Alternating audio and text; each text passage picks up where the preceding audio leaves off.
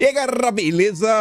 Como é que vocês estão? Meus amigos, a sexta-feira, ela nunca decepciona. Sempre acontece alguma coisa, ontem não foi diferente. E o Dilma, que já vem colecionando problemas com o Congresso, mais especificamente na Câmara, mais especificamente com o Lira, e vamos falar disso no vídeo de hoje, inclusive sobre possíveis trocas ministeriais. Agora, o Lula também está com problemas na sua base petista mais aguerrida.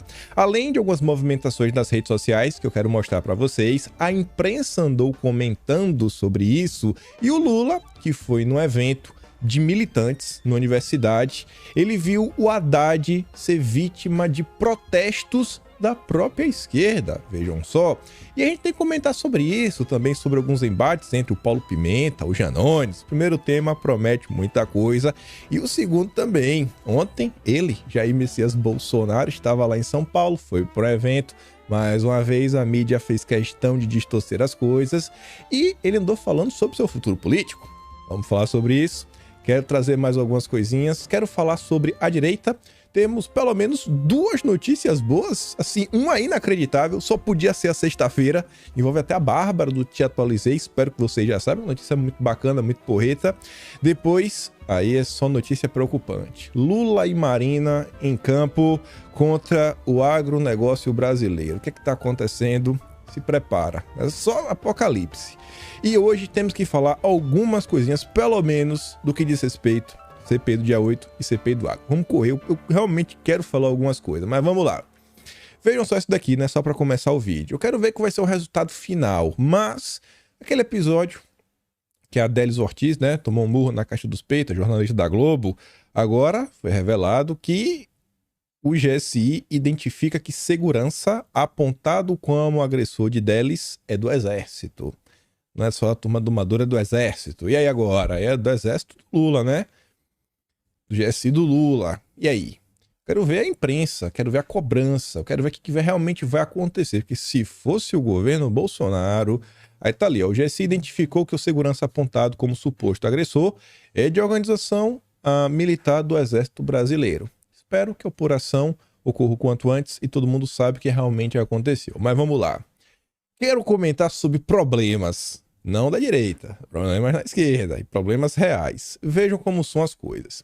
Tá tendo uma briga entre o Paulo Pimenta e o Janones.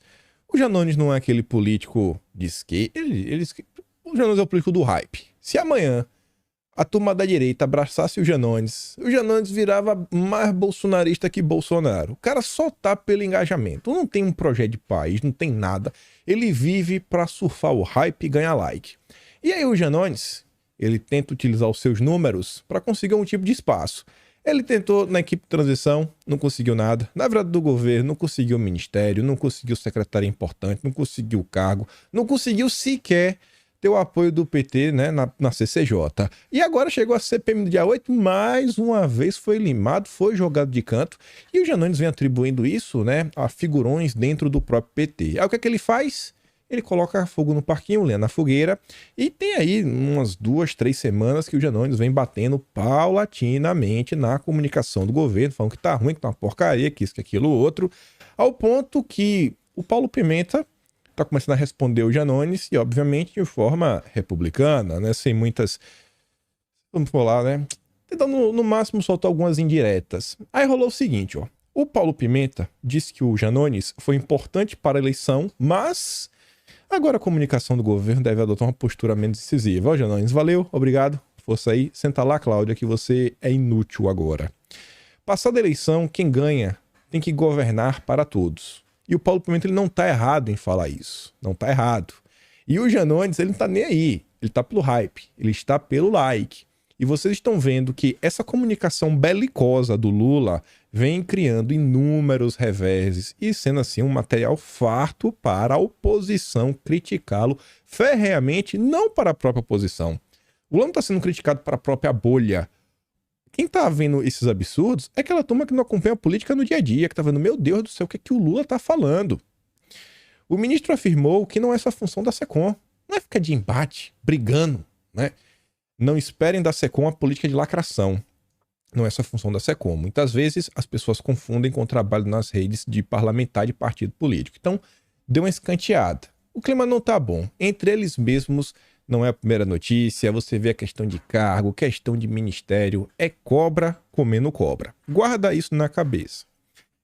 Aí ontem, como eu falei na introdução, o Lula foi pro evento, lá na universidade, né? E aí falou algumas coisas, vou mostrar para você o que ele disse, mas aqui tem um pequeno resumo, ele fez lá uma fala onde as pessoas têm que entender que, pô, bicho, a esquerda, no máximo, tem 136 votos, no máximo. A Câmara tem 513. Ontem a gente correu o risco de não ter aprovado o sistema de organização do governo. Aí olha o que ele diz, você precisa procurar amigos, tem que conversar com quem não gosta da gente, com quem não votou na gente.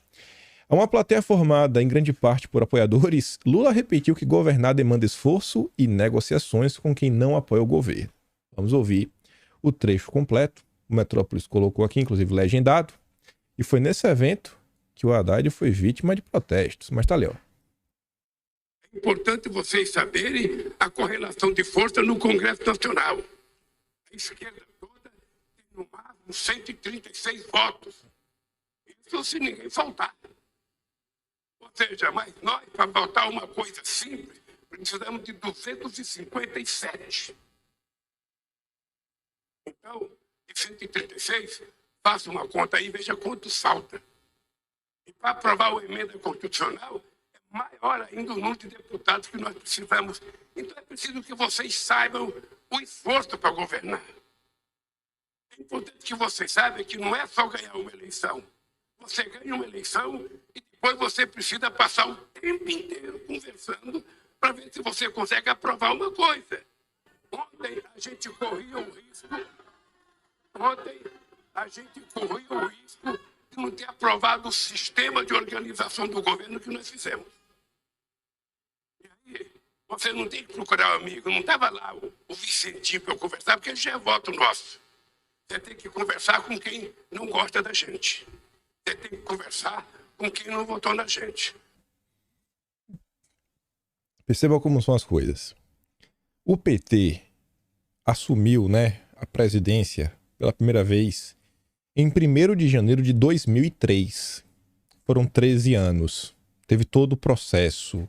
Teve o período que o Lula, né, estava aí para ver o sol nascer quadrado. Em tese, teve todo esse tempo para você preparar os militantes, etc, tudo mais. Isso é a esquerda. Pro outro lado, você tem a direita.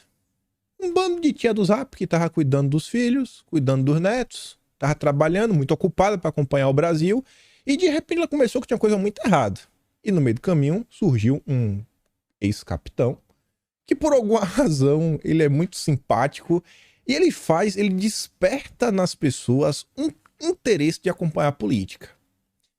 E aí essa direita, né, as pessoas começam a descobrir que existe algo chamado direita, e começam a descobrir, talvez eu me encaixe ali.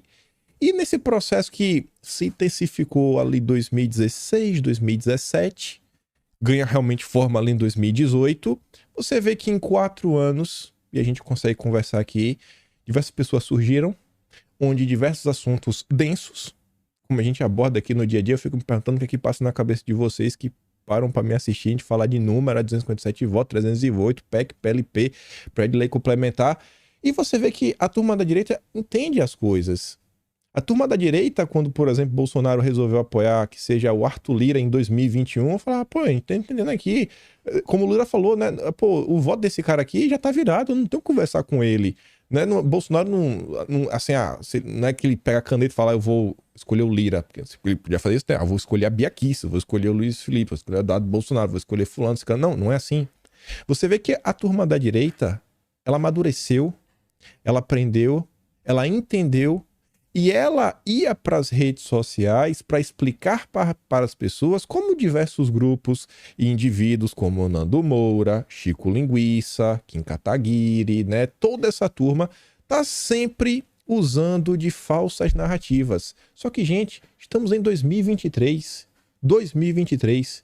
E os militantes do Lula ainda não entendem como é o jogo. Ele tá tendo que pedir, por favor, parem de criticar. Entendam a dificuldade que é pra gente avançar alguma coisa. A diferença é que, vejam só, a diferença é gritante.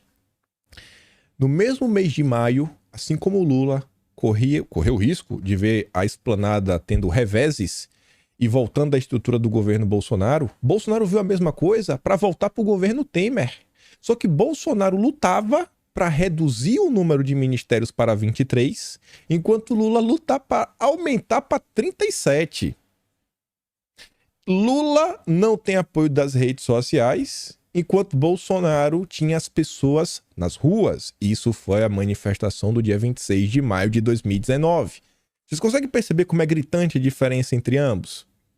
E fora que Bolsonaro era totalmente anti-establishment, não tinha ninguém ali que o via de uma forma muito queridinha. E o Lula conta com amplo apoio da imprensa, em especial da Rede Globo, que está assim, num ponto difícil, mas muito difícil. E aí a turma do Estadão, com dias e dias de atraso, eu falo isso porque, na boa, nós aqui na nossa troca de informações, troca de figurinhas, há quanto tempo a gente já comentou isso daqui? Mas eu sempre faço questão de trazer quando sai na imprensa. Porque por mais que eu traga uma postagem ou outra de rede social, eu falo, ó, pessoal, esse perfil aqui é importante. Esse perfil que tá falando isso não é um qualquer, não é um perfil de 10 seguidores que tá reclamando, não. Esse perfil ele tem um engajamento. Pode ser, às vezes, um perfil de 5 mil seguidores, mas que eu sei que ele reverbera e ele é escutado pelos grandes perfis da esquerda, direita não, né? Os grandes perfis da esquerda, jornalistas, etc, tudo mais. Aí o que a turma do Estadão diz? Sinais trocados de Haddad para a militância petista. A atuação do Ministério da Fazenda, do ministro da Fazenda, o Haddad, no governo Lula 3, tem confundido a militância petista, o que ficou evidenciado na sexta-feira, dia 2. Ele foi o mais ovacionado e também o único integrante do governo a enfrentar um ato de protesto durante um evento oficial com a presença do Lula na Universidade Federal do ABC. Só o Haddad foi alvo de protesto. Por quê? O motivo é que a Haddad é visto político habilidoso, blá blá blá, só que ele é responsável pelo arcabouço fiscal, rechaçado pelas alas mais à esquerda do partido e também pelas redes sociais. O Lula, ele tá fazendo uma agenda completamente oposta ao que a esquerda defende. Ele traiu a esquerda, traiu a esquerda do Brasil, a esquerda internacional, e tá difícil para eles aceitarem isso. Quem já percebeu tá puto da vida. E eu acho que aqui é um grande ponto. É mostrar que ó, o Lula te traiu. E você mostrar onde e como e você entender o que se passa na cabeça deles. Aí veja isso daqui. Para os oportunistas e justificadores da conciliação, tá tudo bem? Ficam falando que é o que tem para hoje, né? Não critiquem o Lula, porque não tem como defender essas posições reacionárias. O cara está acusando o governo Lula de ter posições reacionárias. E que triste, revoltante, escrita de um terrível prefácio sobre o futuro. Esse, quem fala, é o Gaio Fato, é um youtuber de esquerda, mais de 200 mil seguidores, tem voz, tem repercussão, é da turma que faz react. Se vocês não conhecem, estou apresentando para vocês. Quiserem perder o tempo de vocês, vão ficar nervosos. Esse daqui é o menos inteligente. Esse daqui, meu Deus, parece uma porta. Esse é de doer. Porque tem uns que ainda é desenrolado. Você pega, por exemplo, o Jones Manuel. Você discorda, mas ele pelo menos sabe conectar as ideias. O Gaio Fato é num patamar que ele fala uma coisa, aí ele vai fazer react de um vídeo que o cara tá falando a mesma coisa que ele, por exemplo, do Monark. Tem um vídeo que é engraçado. O Monark tá falando a mesma coisa que ele defende. Aí ele critica porque ele acha que o Monark tá fazendo oposição. Aí o pessoal vai assim no chat e fala, ô Gaio Fato, ele tá defendendo na posição da esquerda, fica quieto. Aí no meio do vídeo ele muda de ideia. Esse é o nível do Gaio Fato, mas tem voz. E é o tipo de conteúdo que a esquerda consome. Aí ele tá compartilhando o Jones Manuel, que tá criticando quem? A Simone Tebet. A agenda econômica do Lula é a agenda que todo banqueiro adora, que nenhum banqueiro bota defeito. Por favor, prestem atenção no discurso dos membros do governo. Simone Tebet, ministra do Planejamento, disse que terá que cortar 40 bilhões do orçamento de 24. Isso é para cumprir o teto de gastos? A esquerda quer conta de gastos e está puta da vida com o arcabouço fiscal? Ele ainda compartilhou o Jones Manuel, né, falando da questão do Lira, que rolou, etc. Mais que um absurdo essa pressão. O Manuel está compartilhando a notícia do Metrópolis, falando que o PP quer o Ministério da Saúde. Essa notícia, inclusive, a primeira vez que ela foi ventilada foi no mês de março. E falava que o governo até poderia ceder, porque não estava muito satisfeito com a Anísia Trindade, etc. Tudo mais. Aí o Gael Fato volta a falar o seguinte, ó, o Lira faz uma política que coloca o governo contra a parede. Imagina o Ministério da Saúde nas mãos dessa turma. O problema é que o governo não apresenta qualquer combatividade ou qualquer perspectiva de mobilização e enfrentamento, nem via Congresso ou ruas. Eu tô batendo nessa tecla e eu insisto, a esquerda, ela está rachando. Felipe Neto, ele não tem apoio, ele não tem posição de hierarquia em cima desses influenciadores. Essa daqui é a turma ideológica. Não é o Felipe Neto que é o do hype, é do choquei, do tique. Não é. Felipe Neto não consegue colocar ordem nesse tipo de casa. Não consegue. E aí, eu quero mostrar um áudio para vocês. É até da tia do Zap que me ajuda a escrever o Atlas.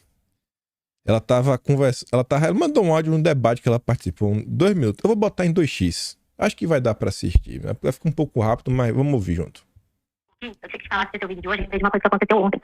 Eu fiz um comentário num post do Ivan Kleber sobre a Nicarágua, né, das freiras que foram retiradas lá do colégio e tudo mais. E aí um rapaz que é de esquerda foi debater comigo e falar do Afeganistão, do imperialismo americano, não sei o quê. E aí eu comecei a debater com ele. Daí a pouco ele começou a me fazer pergunta. Aí eu falei desse mundo que eu assisto, por causa de você, que eu sei, lógico, multipolar e unipolar e tudo mais. E ele também sabia. Ou seja, a linguagem que você tinha dito, se você usar a linguagem da esquerda, você atrai a atenção deles. Aí eu falei pra ele, aí ele falou, não pode receber ninguém. Eu falei assim, não, põe a mão na consciência. Você acha que um país que não tem nada a oferecer, com 94,5% abatamento da pobreza, aí eu falei assim, fui falando os dados pra ele. Você acha que é esse tipo de pessoa que pode oferecer alguma coisa pro Brasil? Aí eu peguei e falei assim, eu não acho ruim ele conversar com a China nem com a Rússia, desde que não envolva a nossa soberania. A gente tem a soberania do nosso país, de resto, ele tem que fazer acordo comercial com o mundo inteiro. E aí a gente, de repente, o que ele tinha começado a discutir comigo, ele e eu já tava conversando no post do Ivan Kleber. Eu achei muito legal. Esse vídeo de hoje eu consegui entender que, tipo assim, tudo bem, é uma pessoa só, ele chama dele de alguma coisa. Mas, assim, foi legal porque o que começou com uma discussão, depois ele pelo menos prestou atenção no que eu tava falando. Que aí ele perguntou, você é a favor do imperialismo americano? Eu falei, não, eu não sou a favor. Eu falei, mas o presidente que aí tá agora no momento, ele é. Porque ele tá vendendo o Brasil pros Estados Unidos, ele tá sendo um subalterno deles. E deixando de lado a Rússia e a China. Então, quem tá fazendo o jogo errado é ele. Não adianta nada ele trazer o Maduro no Brasil, que não tem só uma dívida de 6 bilhões de reais com o Brasil, não paga, não tem nenhuma vantagem econômica que o Brasil possa tirar disso, só para dizer que ele está fazendo aliança com aquilo que ele sempre defendeu. Mas foi muito legal. Aí esse vídeo de hoje eu falei, consegui falar com um cara que tem nada a ver com o que eu penso, mas pelo menos conversou e o que parecia que ia ser uma discussão acabou virando uma conversa, um debate, ficou bem legal. Ela levou o debate para termos que o cara entende, começou a debater, desarmou o cara falou, pô, peraí. Essa véia maluca aí, né? Essa tia do Zap maluca aí, ela entende o que eu tô falando. Pô, ela não é a favor do imperialismo americano. Ela acha que é interessante essas discussões em todo mundo multipolar. E aí ela plantou a sementinha no mal. Plantou a sementinha no mal no coração. Eu acho que o cara vai parar de fazer o L, hein? Vai parar de fazer o L. É por isso que eu faço questão de trazer alguns assuntos para vocês entenderem o que se passa. Não é só... olha o que está acontecendo aqui no governo, está acontecendo aquilo outro. É entender o cenário político. Realmente você fazer uma análise do momento em que o Brasil se encontra. Tá acontecendo isso, tá acontecendo aquilo outro. Tem diversos problemas, tem os problemas de sempre aí do judiciário brasileiro. Mas, gente, olha, tem aqui, ó. Eu acho que aqui tá interessante. Bate aqui, ó. Bate aqui que vai surtir efeito. Acho que vem dando certo algumas coisas. E aí, vejam só. Aqui só critério de informação. A relação Lula-Lira, ontem tivemos aí 3 MPs importantes que caducaram, no total já tem 6 MPs que caducaram assim, mas importante mesmo, você tem COAF, voltou pro Banco Central, o voto do CAF caducou e a FUNASA foi recriada. E aqui você vê uma tabela, o Lula 1 não teve nenhum MP caducada, nem o Lula 2, e ambos apresentaram PECs, né, que são as grandes reformas. O Lula tinha agenda quando ele assumiu pela primeira vez e na reeleição. Aí a Dilma, quando assumiu pela primeira vez, não tinha nada. Nenhuma PEC foi apresentada.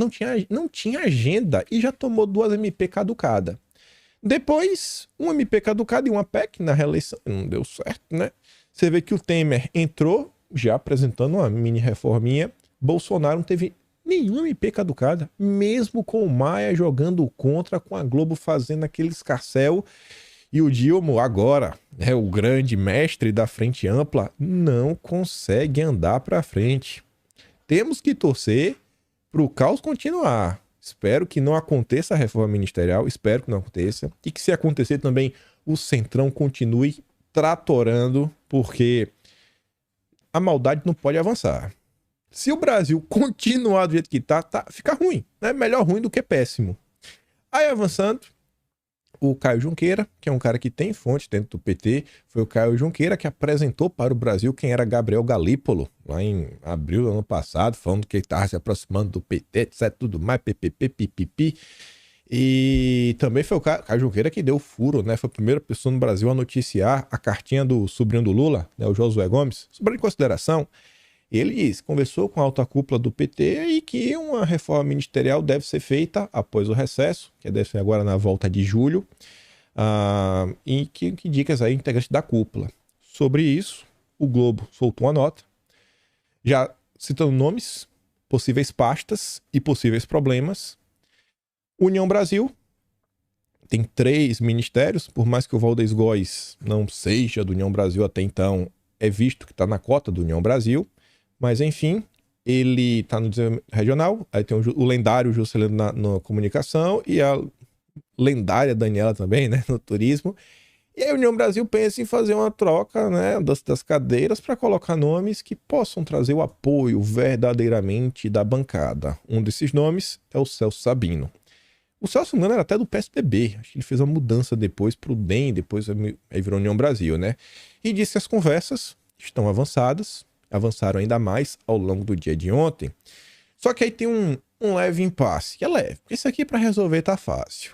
Fala o seguinte, apesar de publicamente o Dilma ter esfriado a hipótese de reforma ministerial, integrantes do Planalto veem o rearranjo como necessário para distensionar o quadro. Lira cobrou mudanças na articulação política, sob pena de travar pautas de interesse do governo na Câmara. União Brasil defende que Sabino vá para o turismo. E União Brasil não tá falando isso à toa, que tá com a Daniela, que também é deputada pelo partido, mas vista como o nome da cota pessoal de Lula. E mais do que isso, ele está de saída. Já o Planalto, por hora, quer tirar o Juscelino, o maior ministro das comunicações que já passou pelo Brasil, para colocar o Sabino no lugar dele. E por quê? Para o governo, manter a Daniela no Ministério do Turismo é interessante para não criar uma indisposição com republicanos do Marcos Pereira. Vocês acham que o Marcos Pereira está trabalhando tanto para o Lula à toa? A Daniela Vaguinho, ela está de saída do União Brasil. O marido dela já se filiou ao União Brasil e está comandando a região ali do União Brasil, se refiliou aos republicanos e já comanda ali a região de Belfort Roxo. Então, né, a sigla que ela deve migrar é a janela partidária. O Marcos Pereira, pô, acabou de ganhar um ministério, vai perder assim? Será que o Lula vai dar uma rasteira nele? Eu espero que dê. Espero que dê. Porque o Marcos Pereira traiu os votos evangélicos. Vamos continuar. Falei ontem, mantenho o que eu disse, saiu a nota na imprensa falando o seguinte. A interlocutores, o Lira disse não ver como represália a operação da Polícia Federal contra os seus aliados. Um dia depois, né, da pressão que a Câmara submeteu o governo para aprovar a medida provisória que reorganizava o governo. Operações são programadas com antecedência. Quem abriu o vídeo ontem, eu coloquei a nota, se não me engano, da Folha de São Paulo, eu acho, ou foi do Valor Econômico. E eu falava também disso, falei, gente, vocês realmente querem me fazer acreditar que a operação aconteceu ontem, assim, é porque ontem ainda tava, não, foi da Folha de São Paulo, dizia, pô, a operação estava marcada para maio, só que aí tinha 2 pessoas que estavam viajando, estavam em Miami, esperou voltar, etc, tudo mais.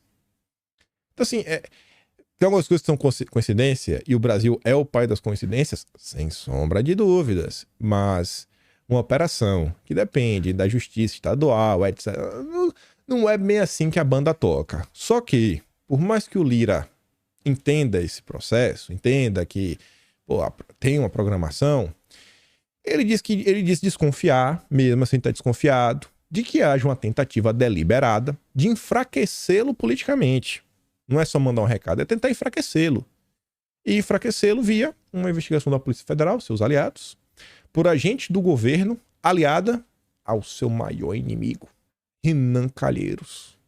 E aí o Lira anda desconfiando do Rui Costa. E essa briga é boa, porque o Rui Costa é Casa Civil, né? O coração do governo. O Lira brigar com o coração do governo, não tem como o Lula ficar de fora dessa confusão. E aí o Lauro Jardim ontem, não sei se deu uma barrigada ou não, disse que o Lira vai dar o troco, só que vai dar o troco fazendo o quê? O que todo mundo já tinha anunciado, né? Ele vai dar uma travada aí nas votações da Câmara. Nada novo. Só que o Lauro Jardim também confirma o que a gente falou. Eu falei, gente, esse negócio das votações. Eu falei no vídeo ontem, falei, pessoal, o Lira vai travar tudo do governo, que ele tá nem aí. Agora a reforma tributária ele vai avançar, não é porque tem compromisso com a democracia, é porque a reforma tributária é do interesse do Lira. Quem tá tocando a agenda econômica do governo é o PP. É o PP que colocou o relator. Eu falei, foi o Agnaldo Ribeiro, é do PP. O relator do arcabouço foi o Cajado, que também é do PP da Bahia, outro é do PP de Alagoas também, ou é do Piauí? Estou em dúvida. Acho que é o Agnaldo Ribeiro também de Alagoas. Ou é Alagoas ou é o Piauí. Aí, tá todo mundo junto misturado. É a reforma tributária que os banqueiros vão adorar. Então, Lira, essa ele não vai travar. Essa tá de boa. Não fique agoniado. Aí ontem saiu a notícia, e isso aqui é um assunto que eu já ouvi e já tem um tempo. E não acho que isso aqui não é muita maluquice, por mais louco que seja. Brasil está na perigosa dependência do mau humor de uma única pessoa, o Lula. Aí essa nota critica muito Bolsonaro também, só que a conclusão dela fala o seguinte: o Brasil está na perigosa dependência do mau humor de uma única pessoa. Nesse caso, o PT tem que responder a uma pergunta. Se a indicação for na base do dedazo, como em 2010, que o Lula falou é a Dilma, o que acontecerá se Lula decidir que sua candidata para 2026 seja a primeira-dama convertida em nossa Isabelita Perón? Alguém vai se opor? É uma hipótese na qual o país deveria começar a pensar. E ele não está errado. Essa conversa já rola no círculo de Brasília. Você dê um Google aí, dê um Google, coloca aspas, bota assim, críticas, sua palavra, o críticas com S, bota sua crítica sem S, feche aspas, depois abra aspas de novo e coloque Janja e feche críticas. Aí bota ali, busca coisa avançada, bota assim, ferramenta, bota janeiro, 1º de janeiro até hoje. Veja a quantidade de notas que foram saindo ao longo dos últimos meses, assim, de várias pessoas extremamente incomodadas com a presença de Janja e a ascensão dela em cima do Dilma na hora de tomar decisões, de controlar a gente, de fazer aquilo outro. Você acha que ela tá fazendo isso assim, por nada? Ela também é besta. É todo mundo besta aqui. Briga interna. E a Ana Carolina Diniz, que escreve na coluna, né, debaixo dos cuidados da Miriam Leitão, ontem ela escreveu que em sua pior semana, Lula erra ao esquecer as pautas que o elegeram. Temas como democracia, meio ambiente, diversidade, defendidos pelo presidente na campanha, estiveram em xeque. Coitadinho. Uma semana de derrotas. E aí as derrotas do Lula são as nossas vitórias e temos que comemorar. E vamos falar um pouquinho dele. Meu personagem favorito da política nacional. Jair Messias Bolsonaro, estava lá em São Paulo. Aí minha Folha de São Paulo falar que Bolsonaro tem uma recepção discreta, né? Discreto no evento do Tarcísio na PM. Gente, é um evento fechado, os familiares da PM. E ainda assim, tava assim, ó. Discreto. Quase não chamou atenção. Só parou o evento inteiro. Tá lá o vídeo no perfil de Bolsonaro. Também tá no Telegram de Bolsonaro, nas redes dele. Então, ele só parou o evento inteiro. Mas foi discreto. Discretíssimo. Ele parou o evento inteiro. A narrativa que não condiz com a realidade. Eu queria ver a Folha de São Paulo postar uma matéria como essa e colocar um vídeo. Não, eles colocaram a foto de Bolsonaro chegando no evento. Chegando, entrando. Ele não coloca, o vídeo. Bolsonaro disponibilizou. Faça o bom jornalismo. Mas vamos lá. Ontem, Bolsonaro falou algumas coisas sobre o seu destino político. Acho que para bom entendedor, minha palavra basta. E vejam só isso daqui. Exatamente, pretende voltar. Olha, rapaz, o que acontece? O que é política? Está no sangue da gente, você entra, você está no sangue da gente. Não é fácil você ser presidente da República, governador, prefeito, chefe de executivo. Eu não gostaria que minhas portas fossem fechadas para o futuro na política. Eu estou aposentado atualmente pela Câmara dos Deputados, tenho um salário no Partido Liberal também, mas gostaria, se pudesse colaborar no futuro com o mandato de senador, ou com o futuro candidato a presidente da República, gostaria. Agora, eu gostaria também que as portas fossem fechadas para mim, porque eu vejo que as portas se fecham para opositores, por exemplo, na Nicarágua. Na Nicarágua, meia dúzia de opositores ao atual presidente lá estão presos. Então ele concorre sem candidato. Na Venezuela, por exemplo, do Maduro, ou está preso ou está morto. Então não tem oposição. E espero que o Brasil não siga nessa linha. Deixe o povo decidir o futuro de cada um de nós. Eu, como ex-presidente, eu entendo que eu posso colaborar com o meu país ainda. Como? Na política. Agora, se me tornar inelegível, logicamente me afasto do jogo democrático. Agora, qual a acusação contra mim de corrupção? Qual, né, Jair? Também queria saber, presidente. Mas é o Brasil, né? Eu acho mesmo que Bolsonaro, que ele falando nisso, você não mandar de senador. Eu acho que tem chance de Bolsonaro ser senador. O cara tá pagando de humilde. Não, eu posso ajudar. Posso ajudar a ser um mísero senador. Isso nunca quer acontecer. O Bolsonaro, ele tá no curso direito dele, é candidato sem ter nem o que questionar. Pessoal, qual é o nome que levanta as massas? Não tem. Sim. Eu entendo quem acompanha política mais a fundo. Eu entendo quem é estudou e acha que aquilo caminho é melhor, aquele outro caminho é melhor, que acha que não sei quem é mais técnico, isso, aquilo, outro. Mas a política no final do dia, a política eleitoral, ela é definida no voto. E não tem ninguém nesse país que mova mais as massas do que esse cara. Não tem. Não é que pintou esse nome aqui. É ele. Não tem o que falar. No evento de ontem também, e você vê que o Jair ele vai de boa, né? Faz seus comentários de boa, né? Na maciota, não fez questão de jogar muita pedra aqui, muita pedra colar, etc e tudo mais. Ele também comentou sobre um caso. E aí eu vi algumas pessoas criticando Bolsonaro. Eu acho engraçado o seguinte, né? Eu fiz um comentário muito similar antes de Bolsonaro. Dessa vez, ninguém pode me acusar de passar pano para Bolsonaro. No máximo, foi Bolsonaro que passou pano para mim. Brincadeiras à parte, o que foi que ele disse, ó. Bolsonaro disse que a escolha do Zanin para a Suprema Corte é competência do presidente. Mas só vocês querem que Bolsonaro... Assim eu fico pensando. Era pra Bolsonaro falar o quê? Não, absurdo, é isso, aquilo, outro, tem que fazer acontecer, bababá. Não dá mais. Vai mudar o que isso aí? Quem gosta de Bolsonaro vai continuar gostando dele. Quem não gosta dele vai continuar sem gostar dele. E o máximo que Bolsonaro vai fazer é criar confusão nesse cenário, que vocês estão vendo aí o problema em cima dele. Tá todo mundo acompanhando. Só no TSE são 16 ações. 16, né? Pô, 16. Só isso. Só 16. Tá de boa. Parece que ninguém acompanhou os últimos 4 anos.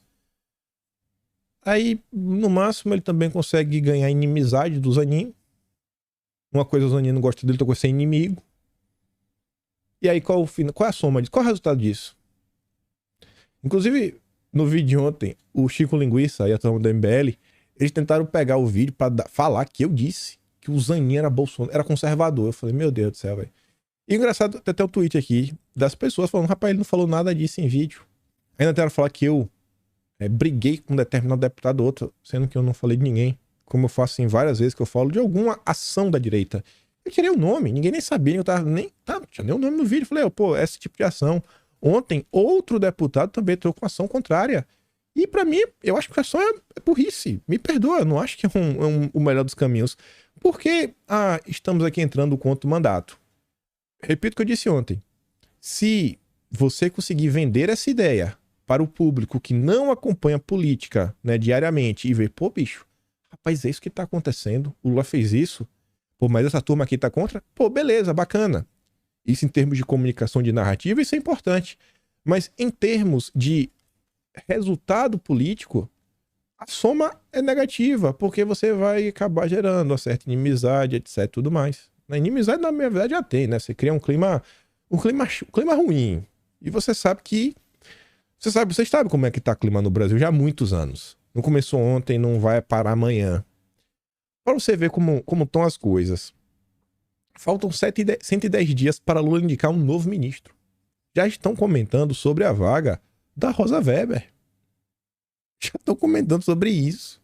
E já estamos aí na discussão. O que é que vai ser o próximo? E vocês acham que vai ser um nome... Boa, gostei. Esse nome agora eu vou... Agora aí sim, Lula. Parabéns.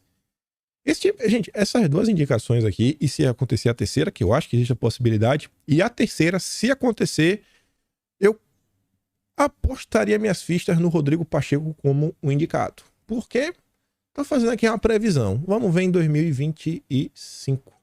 Vamos ver se faz sentido ou não. Mas a turma tá aí. Isso daqui tava no pacote eleição. A turma que fez o L de voto nulo, né? Que é o voto nulo é a mesma coisa, tipo Chico Linguiça, Nando Moura, Danilo Gentili. Isso aqui é deles. Não adianta agora reclamar, gente. Não adianta, vai chorar. Vocês acham que o Senado do Pacheco vai rejeitar? O Senado, onde o Lula tem ampla maioria? Não vai, só precisa de 41 votos. Aí tá ali, ó. Olha lá, Chico Linguiça. Parece piada, mas não é. Para justificar voto favorável de bolsonaristas ao Zanin, Kim Paim e companhia começam a defender suposta linha conservadora de advogado. Não defendi em momento nenhum. Eu só falei que isso daí, bicho, tava no pacote. Quem votou no Lula, quem fez voto Lulo, como foi o MBL, já tava no pacote. A história até diz, ó, pelo jeito não assistiu o vídeo do Kim. No vídeo, Kim fala que teve uma ala da esquerda que tem dúvidas sobre Zanin porque ele nunca se posicionou na parte ideológica. Kim criticou na época o Mendonça, sim, eu nunca falei que o Mendonça era perfeito. O Castro também, não eram os melhores. Piada é seu posto dizer que defendemos o Zanin para a corte. A gente nunca falou isso. Eu sempre falei, e eu também falei assim, pô, Mendonça, Castro, nota 7. Também quando você compara aí, né, com o geral, você vê que tá mais para 7 do que para 5. Mas 10 de jeito nenhum. 3 também não, né? Vamos ter que ter um mínimo de ponderação. E essa questão do MBL, você vê, ó, o MBL precisa inventar mentiras para lacrar em cima, né? E tentar ganhar engajamento. E aí, assim como eu falei para vocês da esquerda, vou contar para vocês um pouco do MBL. Sabe qual é a raiva do MBL no momento? É o seguinte, eles realmente achavam que se eles derrubassem Bolsonaro, eles iriam conseguir um tipo de protagonismo nessa direita, obter o apoio dos conservadores, etc, tudo mais, que essa massa aí de militante e de gado da Tia do Zap é um público pequeno, que dá para varrer para debaixo do tapete, desaparecer com eles, né? Iam perder o engajamento, etc, tudo mais. Só que isso não aconteceu. E não é a primeira vez que o MBL erra na dose. O MBL vem errando em todos os seus movimentos, mas desde a fundação do grupo. Para vocês entenderem, o que era o MBL? Era um grupo que surgiu com viés totalmente liberal, sempre estiveram ao lado dos liberais, prudentes e sofisticados, e que inclusive comentou sobre isso, ó, lá atrás, em 2017, relatando trocas de mensagens de WhatsApp, foi a revista Piauí. Olha que imagem bacana na época, ó. Kim Kataguiri com Alckmin, Aécio, Serra, até então eles queriam tirar essa melhorada do PSDB, mas manter a turma bacana, jovem, liberal, né? Os cabeças pretas do PSDB. Aí falava, o grupo da mão invisível. 2 meses de conversa no WhatsApp do MBL. Veja só. A matéria, em forma de síntese bem rápida, ela começa falando, né, que tinha sido criado um grupo, um entusiasta do MBL, que ia ser uma espécie de interface entre o movimento e executivos de médio e alto escalão do mercado financeiro, pelo menos 158 funcionários de instituições como o Banco Safra, XP, a Merrill Lynch, né? Só gente cheirosa. Objetivos iniciais, né, do grupo com o MBL: levantar dinheiro para financiar o MBL, depois levar as pautas dos executivos às discussões públicas. O MBL sempre foi marionete. Sempre foi só fazia latir o que os outros mandavam. E aos encontros a portas fechadas que os membros do MBL teriam com políticos e lideranças nacionais, né? Leva lá minha pauta, viu, irmão? Dá uma forcinha. Contudo, muito mais seria dito. E por que eu fiz esse pequeno resumo? O MBL ele fez isso, deu errado. Chegou em 2019, achou que ia fazer igual o Deltinha, né? Se descolar do Bozo, sem perder o apoio dos apoiadores do Bozo. Deu errado de novo. Depois tentaram realmente, de forma ativa, né, criar confusão para cima da direita. Deu errado de novo, se virou contra eles. E agora, no fim do governo Bolsonaro, essa transição, e muito mais agora, a turma do MBL, eles estão tentando se descolar do discurso liberal, porque cada vez mais a turma da direita está entendendo que os liberais são lulistas. Durante a eleição ficou claro, a turma da Faria Lima, tá todo mundo vendo aí o mercado financeiro, a B3, com as suas regras de ESG, que isso vai de encontro aos nossos valores, na maior parte do tempo. Eu venho batendo na tecla, pessoal, podemos ser conservadores nos costumes e também na economia. Simples assim. Então o MBL está tentando se descolar. Um dos grandes nomes do MBL que está trabalhando nesse meio de campo é o Ricardo Almeida. É um cara que estuda mais, não é tão lacrador quanto mamãe falei. E o Ricardo Almeida, lá atrás, ele começou a se aproximar de uma dissidência de um grupo chamado Nova Resistência, que é um grupo ligado ao nacionalismo, Luguinha, etc, tudo mais. E a dissidência desse grupo é o Sol da Pátria. Eles se juntaram. Então o MBL já vem há um tempo criticando algumas políticas, tentando fazer essa transição. Engraçado essa matéria aqui, sabe o que é, Renan Santos? Chama até você pelo nome. Não vou chamar nem de Chico Linguiça. É que você, recentemente, começou a se aproximar da turma do PDT, começou a se aproximar da turma do Aldo Rebelo. Não preciso falar o nome das pessoas, porque a gente sabe. Tu acha que tu tá fazendo isso tudo escondido, na calada da noite. E tu começou a se aproximar, tu tá tentando trazer isso pra fortalecer teu movimento, e aqui tu desce a bolacha no Aldo Rebelo, sobre a possibilidade dele ser o vice do Alckmin. Então, assim, os esqueletos do armário do MBL é o que eles mais temam. Então, quando eles precisam me criticar, distorce vídeo, faz isso, faz aquilo outro. E por quê? Porque eu lembro o que o MBL fez no verão passado. Eu tenho salvo. Tem de fácil acesso. E tudo que eles não querem é isso. E mais uma vez, a turma do MBL vem tentando. Tentaram montar um movimento junto aos podcasts, fracassou. Só sobrou Vilela ao lado deles. E agora estão aí de novo, né? Nada, e morrem na praia.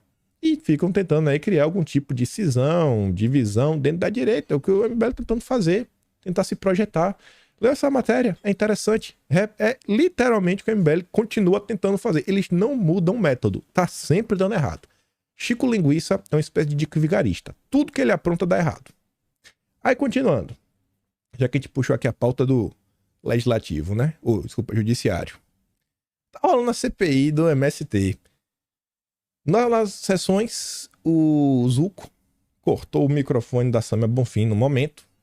Não vou entrar no mérito da situação. Você vê aqui, né? CPI do MST. O Ministério Público Federal vê violência política de gênero contra a Sâmia Bonfim e aciona a PGR. O Ministério Público acionou a PGR. Os fatos noticiados sobre a conduta do Zuco na comissão se enquadram como crime pelo Código Eleitoral. Crime, viu? Crime. A legislação prevê pena de 4 anos de cadeia, né? Reclusão. 4 aninhos, né? De 1 a 4.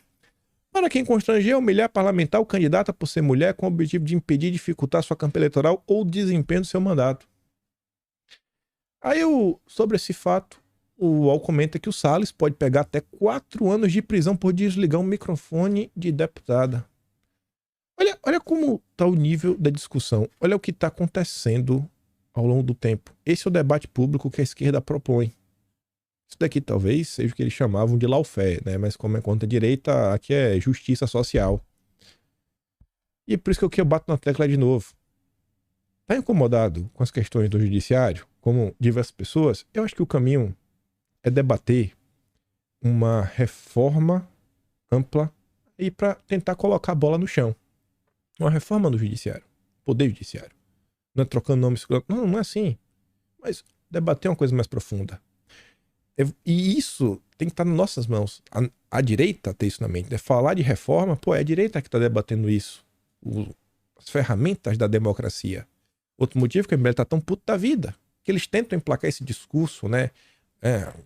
A favor da soberania nacional, etc, tudo mais, só que tem alguém com um bigode que acaba sendo uma pedra no sapato deles e o tempo todo tá mostrando a hipocrisia do MBL.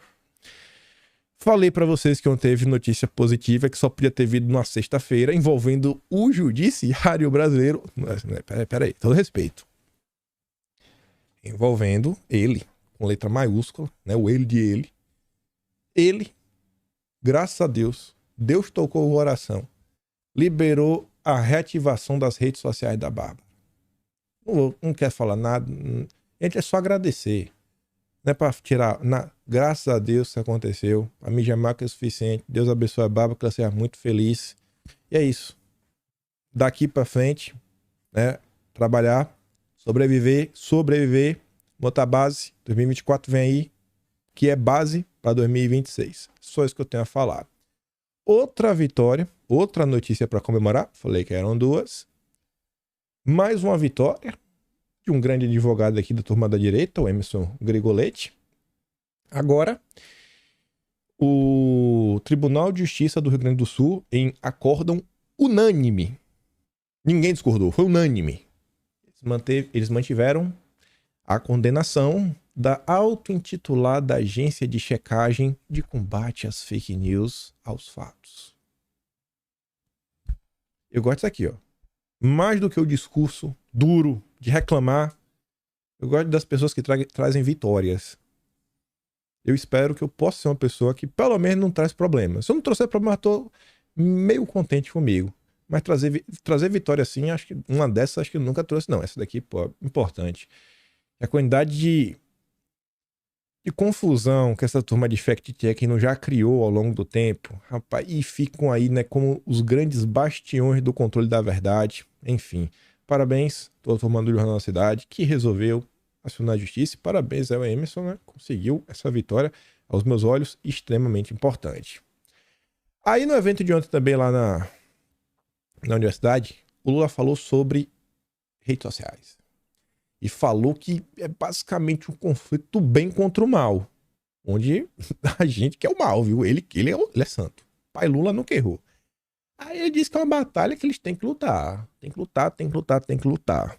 Porque diz que o bolsonarismo mente muito. Pois bem, nas últimas horas, a turma da esquerda veio com a narrativa aí, com a história, de que... Como é o nome, senhor? Rapaz. Não, que o Brasil cresceu, que o PIB, sabe? A Maria é o Lula, o efeito Lula, etc, tudo mais. Será que isso é verdade? O Lula falou, né? Os bolsonaristas que mentem. Vamos olhar ali, ó.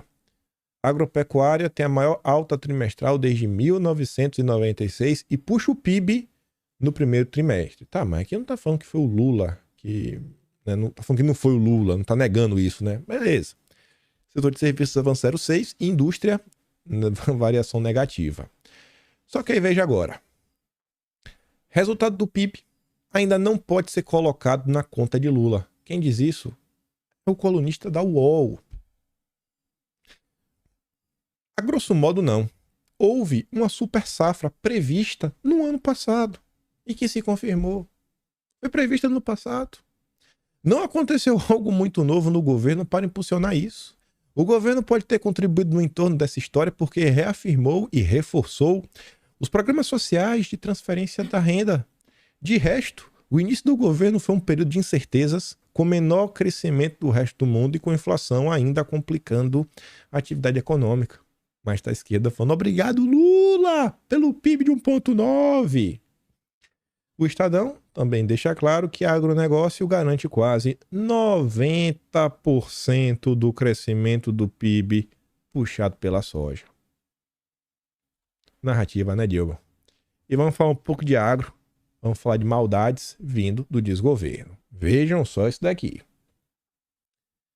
Plano Safra será todo agricultura de baixo carbono. Quem diz é a Marina. Eu tava andando com meus pais ontem perto do rio, né? Tava dando um passeio de noite. Aí eu falei, rapaz, olha só. Falei com ele, né? Olha a distância da gente até aquele prédio. Olha o tamanho da gente. Pera tudo isso daqui. Imagina quem tá olhando de cima daquele prédio. Pai, já é uma formiguinha. E querem falar que o grande problema, né, é o peito da vaca e as emissões de carbono por parte do ser humano. Né? Somos os grandes problemas. Aí você vê o agronegócio, que é no campo, tem um monte de mato, bota um monte de planta, né? E o boi come a grama, e depois o boi faz um número 2, que aduba o chão. É todo um processo, né? E o boi é o malvado. Mas aqui fala do agro como um todo. Na minha concepção, o agro já aparenta ser uma atividade de extrema, assim, emissão de carbono. Eu acho que uma indústria emite muito mais com suas chaminés, com todos os seus motores ligados.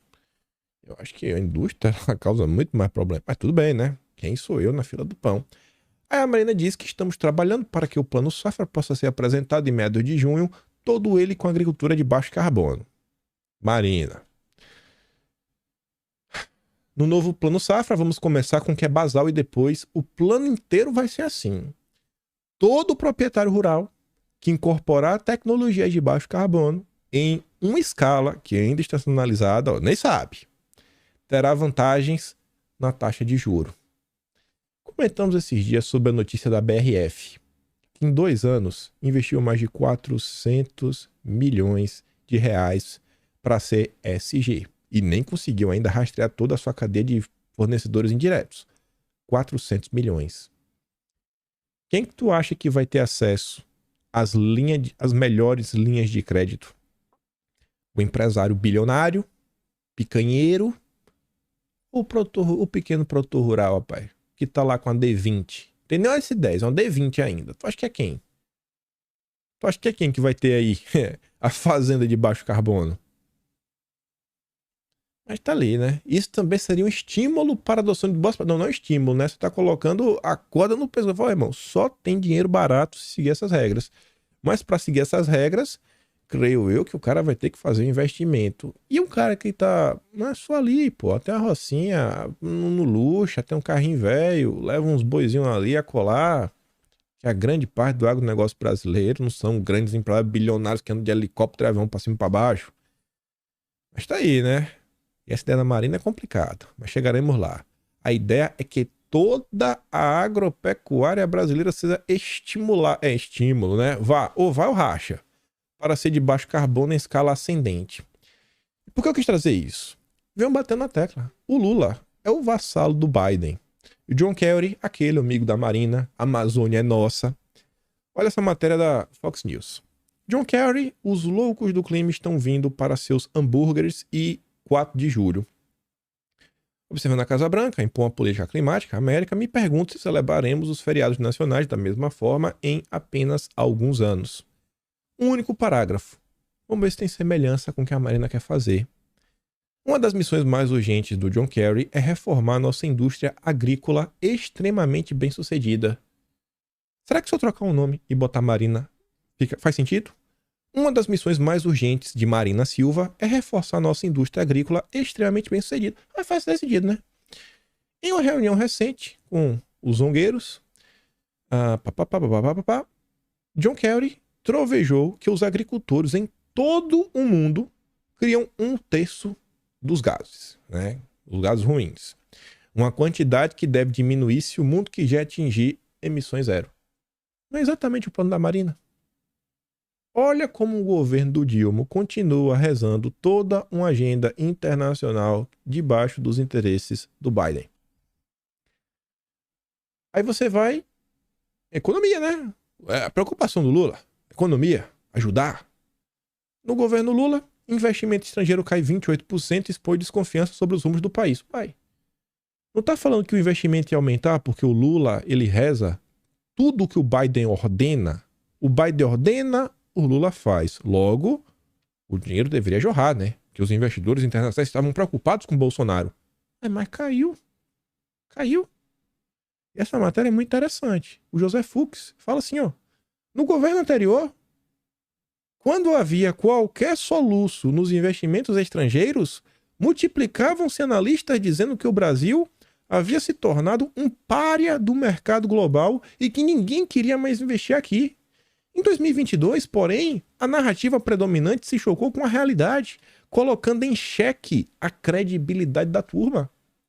Os investimentos líquidos no país alcançaram 91,5 bilhões de dólares, de acordo com o Banco Central, o maior volume em 10 anos e o terceiro maior em todos os tempos. Isso porque Bolsonaro era horrível. Neste ano, o tombo registrado até agora no IDP coloca em xeque também a narrativa de que os investidores estrangeiros teriam menos medo de Lula do que de Bolsonaro, que prosperou na arena empresarial e no mercado financeiro durante a campanha eleitoral. Mas o Lula que tá falando toda a agenda do Biden, porque isso aí vai trazer investimento, né? O povo... Gente, aqui é número, viu? Petista, caro petista, isso aqui são números. Você pode brigar com os números, você pode ligar pro Estadão, você pode pedir aí para os fatos, né? Desmentir. Só estou comentando isso do Estadão. É simples assim, é matemática. Mas vocês não gostam dos números que não interessam a vocês. Aí você vê. Aqui não é governo Lula não, viu? Petróleo na Amazônia pode ajudar a combater o desmatamento, disse o secretário do Meio Ambiente do Pará. Uma fala engraçada, mas ele fala o seguinte: de acordo com Mauro Almeida, os recursos oriundos da atividade poderiam ajudar a alugar helicópteros para fiscalizar o desmatamento no estado. Não tá tudo errado, né? Porque vai gerar dinheiro. E eu acho que quanto mais rica as pessoas são, mais fácil é para elas fazerem sacrifícios. É muito difícil você falar para um pobre, cara, assim, bicho, sei lá, não ande com seu V8. Pô, o pobre nem V8 tem. Então assim, pô, teu carro tá emitindo muito carbono. Pô, o pobre tá com um Gol velho. Um Gol velho, ele trocou por um... Ele tinha um Corsa, trocou por um Gol velho. É tudo que ele tem, pô. Tu quer tirar isso do cara? Agora, quando o cara é rico, ele pode deixar de andar de helicóptero e andar com a Mercedes. Simples. Eu tô comprando um carro elétrico. Mas são os absurdos do Brasil, né? Aí você vê, voltando pros os amigos do Lula e seus zongueiros. Se lembra da discussão do PL 2630? Quando a Google, Telegram se posicionaram e foi aquele caos? Pois bem, agora os zongueiros da Vaz, né, que é uma empresa de tecnologia que faz abaixo assinados, é uma Big Tech. É uma Big Tech, não é do mesmo tamanho, mas é Big Tech. A Vaz alerta para riscos à economia e reputação do país com marco temporal. A adoção definitiva do marco temporal, aprovado pela Câmara, trará impactos negativos à economia e à reputação internacional do Brasil, defende a Vaz em nota técnica. Ué, mas desde quando uma empresa de tecnologia que faz abaixo-assinado online faz nota técnica e a imprensa leva a sério? Rapaz, se aqui fosse o Google, é porque aqui vai de... Aqui converge com os interesses da esquerda, então ninguém vai reclamar. Na nota técnica, a Vaz argumenta que as terras indígenas têm as maiores taxas de preservação de florestas. O marco temporal, segundo a plataforma, aumentaria o desmatamento e assim prejudicaria investimentos no agronegócio e no setor de energia no Brasil.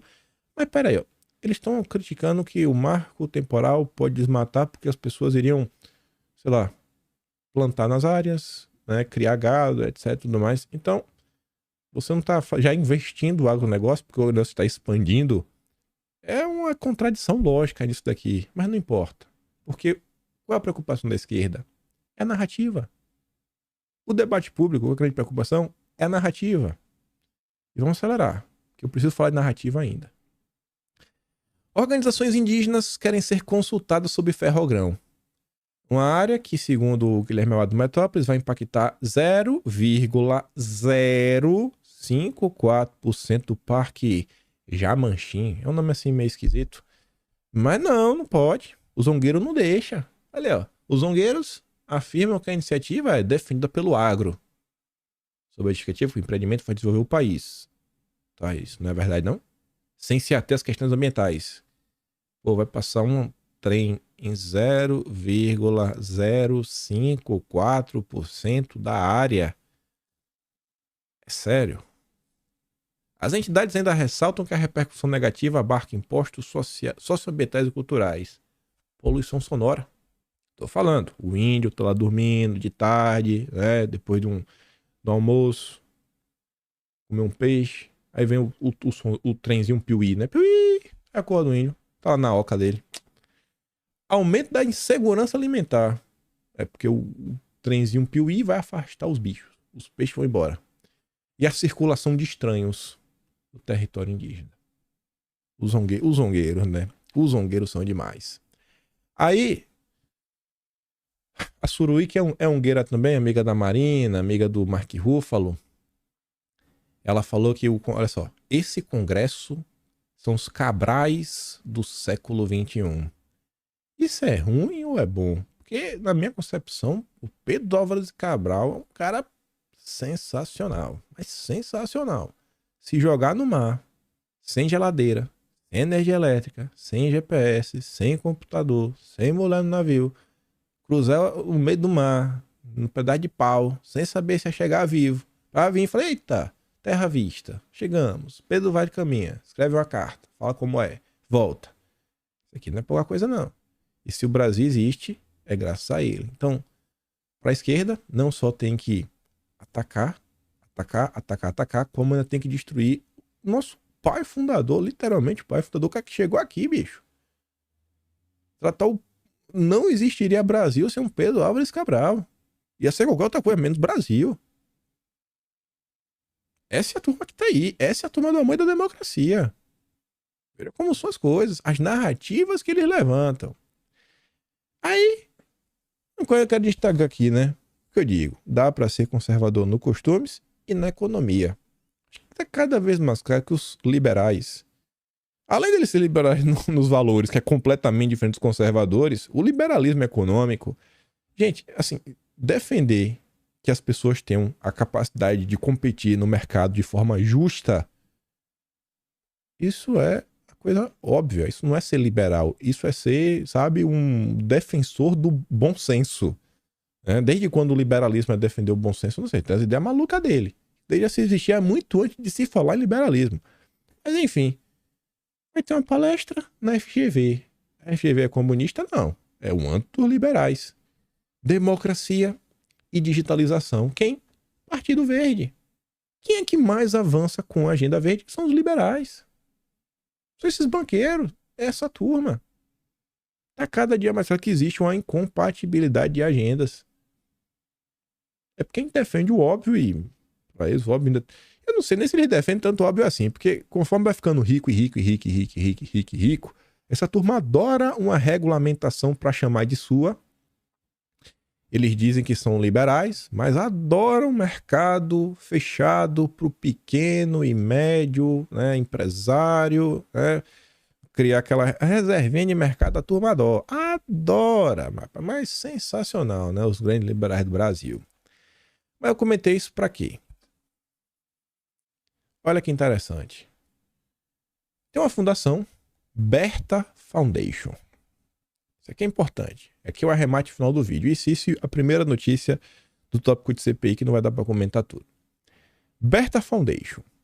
A fundação oferece equivalente a R$408 mil para projetos sobre desinformação em clima.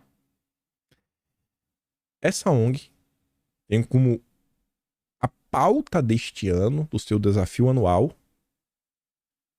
a fundação tem como foco a defesa da justiça socioeconômica e direitos humanos, propõe que os projetos respondam à seguinte pergunta. É a pergunta do ano, de milhão. Como a desinformação está manipulando e distorcendo o impacto da crise climática causada por ações antrópicas, né? Ou seja, pelo ser humano. Olha o que está no centro do debate internacional. Eu estou falando sobre narrativas. Essa ONG, ela é especializada em storytelling. O que é storytelling? Contar histórias. O que é contar histórias, senão uma narrativa? No meu jeito aqui meio maluco, eu acho que eu tento contar a história, né? Eu acho que é uma espécie de storytelling, o vídeo, porque eu sempre vou colocar o início, meio e fim, eu conectando os assuntos, né? Botando alguma ordem, não é um caos. E eu sempre tento chegar assim no final com algum tipo de arremate. Aí tá ali, ó. A Berta trabalha para apoiar contadores de histórias e artistas que desafiam a dinâmica do poder e da injustiça. Oferecemos oportunidade de financiamento sob medida para indivíduos e organizações que usam a narrativa... Eu não estou nessa narrativa à toa, né, nos últimos 10 minutos. Para construir caminhos para a ação contra a injustiça. Também financiamos organizações que fornecem treinamento e recursos para que as pessoas contem suas próprias histórias e apoiamos o jornalismo de responsabilidade e notícias independentes, ou seja, a turma da Rede Globo. Narrativa. Narrativa. Quão importante é a narrativa? Pra vocês verem como são as coisas. Tem um assunto que envolve aí, né, diversidade, negócio muito colorido, que eu tenho certeza que vários de vocês já viram diversos vídeos, vários já devem ter lido livros, escutado palestras, ido a encontros, e vários de vocês estão preocupados com a educação das nossas crianças. Mas, porém, Entretanto, todavia, o Matt Walsh, que é um dos membros do Daily Wire, um outro membro bem famoso, vocês devem conhecer, aquele Ben Shapiro, ele fez um documentário sobre isso daí, sobre essas questões de diversidade. E o documentário dele tem um título que é um tema central: o que é uma mulher? E ele responde no final, ele dá esse arremate. Mas isso não fala nada de novo. Não tem nada de novo o documentário dele. Mas o tweet do documentário, não esse do Elon, já tem 100 milhões de visualizações. É um vídeo, é um filme, 1h30 que já está traduzido para o português. O Elon Musk, que eu não acho que nenhum pateta, ele compartilhou. Tem 64 milhões de visualizações. Esse tweet aqui. Todo pai deveria assistir isso. E onde eu quero chegar? Por mais que não tenha informações novas, etc, tudo mais, quando você pega e assiste esse filme, principalmente para a pessoa que não acompanha a política de forma densa, ela sai com a impressão interna ao longo, né, do filme, porque esse filme está contando a história. Tem uma história, tem a narrativa que vem sendo criada. E no final do dia, na ponta da linha, esse é o grande ponto da política, né, da rede social, da militância, que são vocês.